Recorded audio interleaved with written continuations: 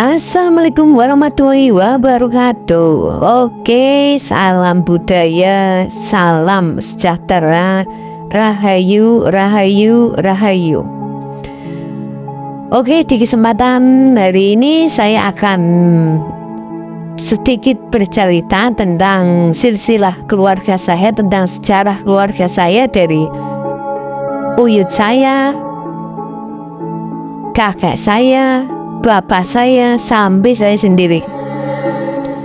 Jadi begini ceritanya lur. Dahulu pas saya masih kelas 6 SD, saya pernah diceritakan sama bapak saya tentang sejarah uyut saya. Yang mana uyut saya ini seorang yang sakti lur. Jadi badan dia itu gak mempan dipukul dengan benda keras, gak mempan ditembak, sampai gak mempan dibacok pakai barang. Saat dibacok itu tubuh uyut saya ini mengeluarkan percikan api. Lah, kok bisa begitu? Kenapa? Begini sejarahnya loh. Jadi uyut saya ini memang punya darah leluhur dia, atas-atasnya dia itu memang semua orang sakti semua. Semua orang kanuragan sampai ke uyut saya ini. Lah uyut saya ini dia hidup di masa penjajahan, masih di masa penjajahan Belanda. Lah ceritanya ayah dari uyut saya ini juga sama orang sakti. Lah uyut saya sejak kecil memang karena lingkungan dia di tempat bapak dia itu, dia sering melihat ilmu-ilmu kekebalan. Akhirnya sejak dari kecil itu uyut saya itu sudah tertarik dengan ilmu kekebalan. Dia sudah mulai belajar puasa. Puasa itu rutinitas bagi dia. Dan puasanya orang zaman dahulu itu enggak puasa yang ringan. Puasanya itu tergolong puasa yang berat. Karena apa? Puasanya itu sampai 40 hari.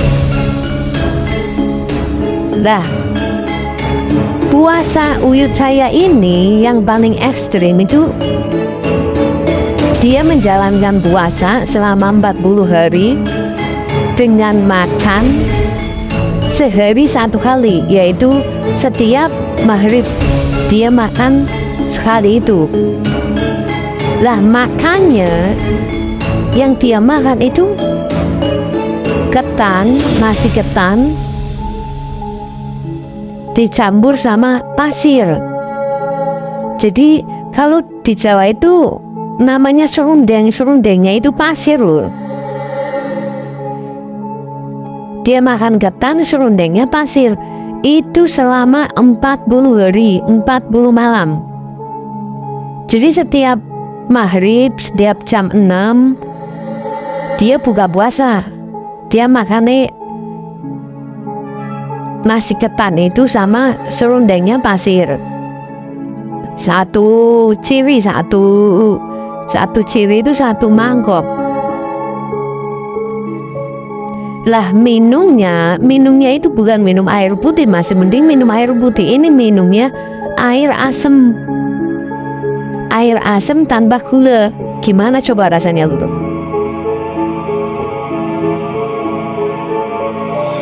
Lah makannya ketan, serundengnya pasir, minumnya air asam. Kalau malam dia direndam di sungai. Nggak boleh dia di darat. Lah kalau siang, kalau pagi matahari itu udah mulai keluar, udah mulai agak anget, dia langsung dijemur. Nggak boleh di bawah pohon apa di bawah rumah nggak boleh ada tempat berteduh. Dia harus terkena sinar matahari. Itu sampai matahari itu tenggelam di arah barat. Setelah itu, setelah matahari tenggelam di arah barat, dia harus berendam lagi sampai matahari keluar lagi. Begitu seterusnya, terus selama 40 hari, 40 malam loh. Coba bayangin puasa ritual orang zaman dahulu.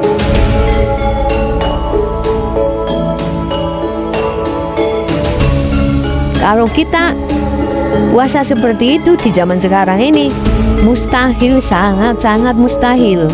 Maka tidak heran kalau orang-orang zaman dulu itu memang memiliki kekuatan energi yang lebih. Kalau orang-orang zaman dulu itu sakti-sakti itu nggak heran, karena apa? Mental dia, tekad dia itu benar-benar kuat. Nggak seperti mental tekad orang-orang zaman sekarang yang nggak berani perih, yang nggak berani mati. Tapi kalau orang zaman dahulu itu memang ya mungkin karena keadaan juga waktu itu, karena saat itu masa kolonial, masa penjajahan, masa-masa sulit. Jadi mungkin pikiran mereka, orang-orang di zaman itu, mungkin pikirannya saya masih mending mati daripada saya hidup tapi harus menderita. Masih mending saya berusaha mencoba. Andai kata saya mati, walau a'lam. Tapi andai kata saya berhasil, saya akan jadi orang kuat. Saya bisa membela diri saya, keluarga, dan orang lain yang tertindas. Mungkin pikirannya seperti itu orang-orang zaman dulu. Makanya ketika dia melakukan tirakat, melakukan puasa itu mereka kuat-kuat, bisa sampai 40 hari. Lah, setelah puasa dia selesai, dia dites ini sama bapaknya nih. Tesnya itu apa? Dipukulin pakai bambu, pakai batu bata kepalanya, dia nggak apa-apa. Lah, yang sangat mengherankan, ini yang sangat ajaib itu ketika dia dibacok menggunakan parang. Dia dibacok menggunakan golok. Yang terjadi apa? Ketika golok menyentuh badan dia dengan tekanan yang kuat dan agak digesek, golok itu agak digesekin di kulit dia. Itu yang terjadi itu tubuh dia, benturan antara golok dan kulit dia itu keluar percikan apinya.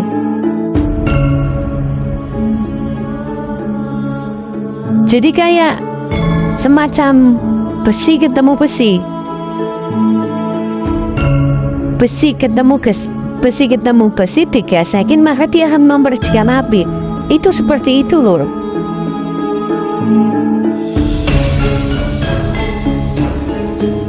Singkat cerita, Uyut saya ini selesai dia menimbakan urakan dari ayahnya, dan dia juga berguru sama guru-guru lain di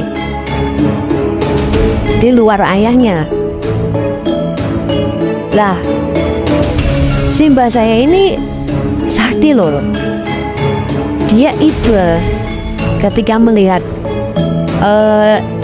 masyarakat di desa dia itu sering ditindas sama penjajah. Disitulah kisah dia dimulai. Jadi karena rasa kasihan dia sama orang-orang di desa dia, akhirnya apa? Ketika orang-orang di desa dia kok ada masalah, apalagi tentang kekerasan, mereka mendapat intimidasi, kekerasan dari pihak penjajah. Uyut saya ini nggak tinggal diam dia. Ya, dia berani karena dia udah merasa mampu, dia udah merasa menjalankan ritual puasa, dan ketika dites memang badan dia nggak apa-apa, dia kebal. Atas dasar itu makanya dia berani ketika melihat ketidakadilan, kesewenang-wenangan di depan mata dia, dan yang jadi korbannya itu dia kenal, masyarakat di desa dia. Akhirnya apa?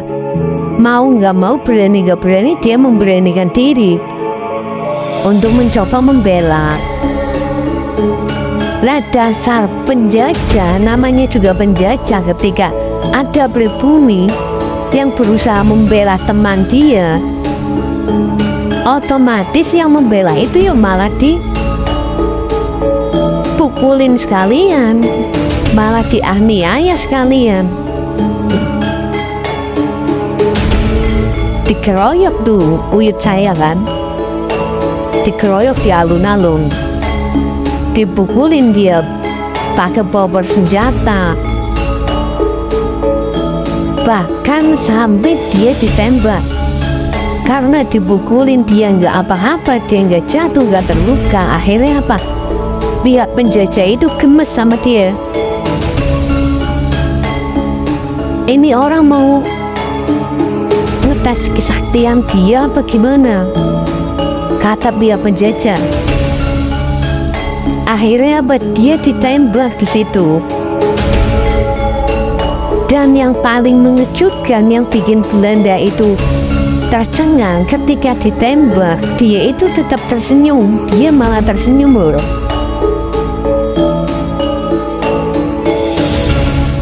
Dan peluru yang mengenai badan dia, yang mengenai kulit dia itu memercikan api, seperti benturan benda keras dan benda keras, besi sama besi.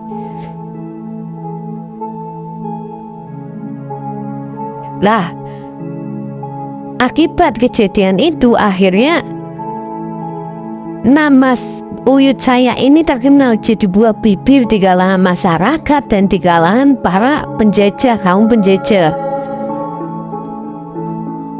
Simba saya ini, Uyut Caya ini sempat dicari-cari mau dibunuh, tapi memang dia susah untuk dibunuh karena kesaktian dia itu, karena ilmu kadigdayan ngalurahkan dia itu. Lah singkat cerita, karena Simba saya ini kok sering nolongin masyarakat di desa dia, akhirnya masyarakat di desa dia itu seakan-akan itu bergantung sama Simba saya ini, sama Uyut Caya, sorry. Mereka bergantung sama Uyut Caya. Jadi ketika ada masalah apa-apa yang tentang kekerasan, tentang penganiayaan, itu pasti warga desa itu laporan sama Uyut Caya.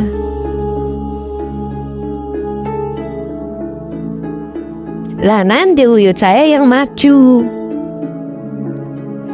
Lah karena yang seperti itu terjadi terus menerus, akhirnya seluruh masyarakat di desa Uyut Caya itu dan masyarakat di desa yang lain pun akhirnya mengenal Uyut Caya. Sampai akhirnya apa? Mereka butuh sosok pemimpin. Uyut Caya secara musyawarah warga dijadikan lurah.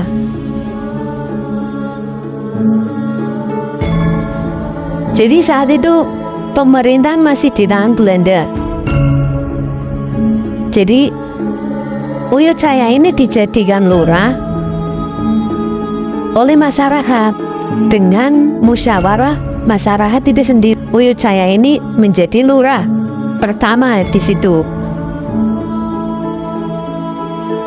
Dia dijuluki Lurah Lanang Suromijoyo. Itu nama julukan dia, Lurah Lanang Suromijoyo. Lah, ketika kabar itu sampai ke telinga Belanda, karena Belanda juga nggak bisa membunuh Uyut Caya, dan Uyut Caya ini kok punya jaringan yang kuat, teman-teman dia dan semuanya orang-orang sakti semua. Akhirnya apa? Pihak Belanda punya siasat biar Uyut Caya ini nggak buat ulah, ya sudah. Akhirnya Uyut Caya dinobatkan menjadi lurah di desa tersebut oleh pihak Belanda. Berarti resmi secara kepemerintahan Belanda itu Uyut Saya menjadi lurah itu resmi.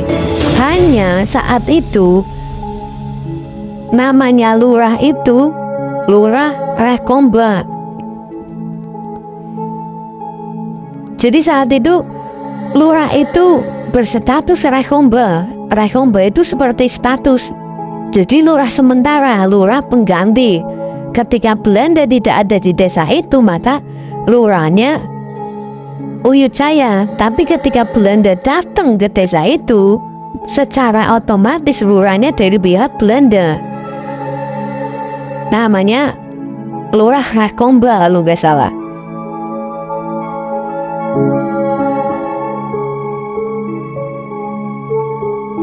Lah, Uyut Saya menjadi lurah. Akhirnya desa tentram. Ketiga, keadilan kesewenang-wenangan sedikit bisa dikendalikan sama Uyut Saya itu. Uyut Saya punya anak. Anak Uyut Saya ini punya anak lagi, yaitu Simba Saya. Lah Simba Saya ini yang mewarisi darah dari Uyut Saya, baik kesaktiannya, ilmu kadikdayan kanuraganya, kekebalannya itu Simba Saya ini mewarisi dari Uyut Saya itu. Lurah Lanang Suromijoyo. Oke lor, sepertinya cukup sampai di sini cerita yang saya bawakan. Kita sambung di lain waktu di video saya berikutnya. Akhir kata, wassalamualaikum warahmatullahi wabarakatuh.